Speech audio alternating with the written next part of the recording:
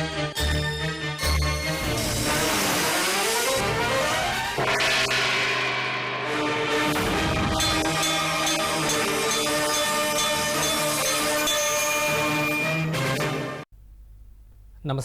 ఘంటారావానికి స్వాగతం. ముందుగా ప్రధానాంశాలు.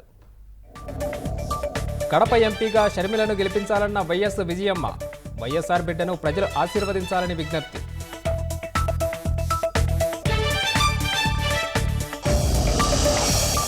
భాజపాను జగన్ ఎందుకు ఒక్క మాట కూడా అనడం లేదు?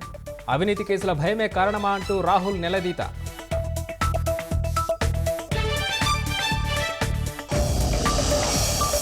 మెగా డిఎస్సిపై మొదటి సంతకం, టైటిలింగ్ చట్టం రద్దుపై రెండో సంతకం. నాయకుడు కావాలో నియంత కావాలో తేల్చుకోమన్న చంద్రబాబు.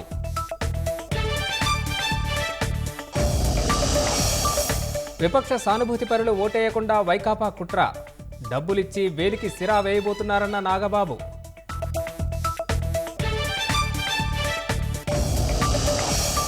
ఎన్డీఏ మళ్లీ వస్తే ప్రతిపక్ష నేతలందరినీ జైల్లో పెడతారు. నియంతపై పోరాటానికి ప్రజలు అండగా నిలవాలన్న కేజ్రీవాల్.